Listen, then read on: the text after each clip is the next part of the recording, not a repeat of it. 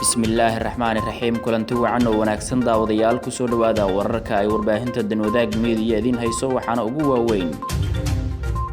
madaxweyne Farmaajo oo cadaadiskii siyaasadeed ee ugu weynaa kala kulmaya isbahaysiga ra'iisul wasaare Khayre iyo sidoo kale Fahad Yaasiin xildhibaan Axmed Madoobe oo xubnaha guddiga qabanqaabada shirka dib u heshiisiinta galmudug ku eedeeyay in uu wato ra'iisul wasaare Xasan Cali Khayre madaxweynaha Hirshabeelle Maxamed Cabdiwaare oo dacwadii ugu weyneed u gudbiyay qaramada midoobe taas oo ka dhan ah Itoobiya maxay yihiin waxa ka dhaxeeya Itoobiya iyo Hirshabeelle maxaa ka jira afduub la sheegay in loo geystay doorashadii Jubaland musharax Cabdirashiid Maxamed Xidig oo Axmed Madoobe ku eedeeyay in uu afduubtay dhammaan doorashadii Jubaland ka dhici lahayd saraakiil ka tirsan ciidanka dawladda Soomaaliya oo dagaal ka dhan ah al-shabaab kaga dhawaaqay deegaano ka tirsan Hiiraan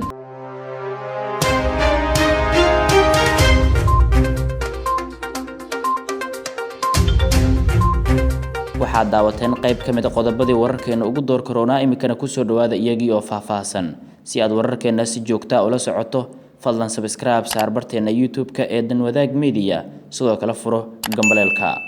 Cabdirashiid Maxamed Xidig oo kamid ah musharaxiinta doorashada dawlad goboleedka Jubaland waxa uu sidoo kale kamid yahay xildhibaanada golaha shacabka ee baarlamaanka Soomaaliya waxaana uu sheegay in guud ahaanba habka iyo sidoo kale nidaamka doorashada ee maamulka Jubaland la afduubtay waxaana uu sheegay xildhibaan Cabdirashiid Xidig oo sidoo kale ah xildhibaan ka tirsan golaha shacabka in isagu uu eedeyn weyn u jeedinayo madaxweynaha maamulkaas Axmed Madoobe waxaana uu ku sheegay in gabi ahaanba doorashada habkeeda iyo qaabka ay u dhici lahaydba uu isagu gacanta ku hayo Xidig ayaa sheegay in Axmed Madoobe uu afduubtay habraacyadii doorashada iyo nidaamka sugidda amniga sida uu hadalka u dhigay sidoo kale waxa uu hoosta ka xariiqay in madaxweynuhu ka shaqeynayo kaliya sidii mar kale loo soo dooran lahaa xildhibaan Cabdirashiid Xidig oo ka baqaya in mar kale dib loo doorto madaxweynaha imika Jubaland taleedada haya ee Axmed Madoobe ayaa waxa uu ku baaqay in wadadii saxda ahayd lagu soo celiyo doorashada hadii kale ay natiijada ka soo bixi doonto ay noqon doonto mid ay dadkuba wada ogaayeen Agoosto ee sanadkan ayaa la filayaa in doorashadu ay ka dhacdo magaalo xebeedka Kismaayo ee xarunta ku meel gaarka u ah maamulka Jubaland sidoo kalena ah xarunta gobolka Jubbada Hoose madaxweynaha Jamhuuriyadda Federaalka Soomaaliya Maxamed Cabdullaahi Farmaajo ayaa imika u muuqda mid kala kulmaya cadaadis dhanka siyaasadda ah ra'iisul wasaaraha Soomaaliya Xasan Cali Khayre iyadoo wararka qaar sheegayaan in uu xiriir ka dhaxeeyo ra'iisul wasaare Xasan Cali Khayre iyo sidoo kale Fahad Yaasiin xiriirkan oo ah xiriir soo jireen isla markaana u muuqda mid siyaasadeed oo aan waxba uusan ka ogeyn ra'iisul madaxweynaha Jamhuuriyadda Federaalka Soomaaliya waxaana tan ay muujinaysaa in culayskii ugu badnaa xilligan uu markaa soo dulfuulayo madaxweynaha Soomaaliya waxaana wararka qaar sheegayaan in madaxweynaha Soomaaliya Maxamed Cabdullaahi Farmaajo uu doonayo in uu awood badan siiyo xisbiga uu isagu hadda awood badan ku haysto ee nabad iyo nolol si ay qayb uga noqoto awoodda ugu badan ee doorashada 2020 ka dhacaysa Soomaaliya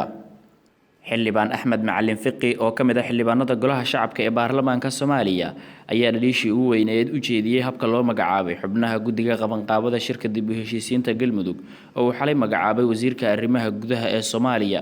waxaana uu sheegay xildhibaan Axmed Madoobe in wasiirka arrimaha gudaha uu mar walba soo saaro go'aano iyo sidoo kale waraaqo sidii ay xukuumadda rabto loo soo qoro isla markaasna xubnaha guddiga ay yihiin kuwa intooda badan ka tirsan xafiiska ra'iisul wasaare Xasan Cali Khayre waxaana uu yiri wasiir Sabriye waa nin is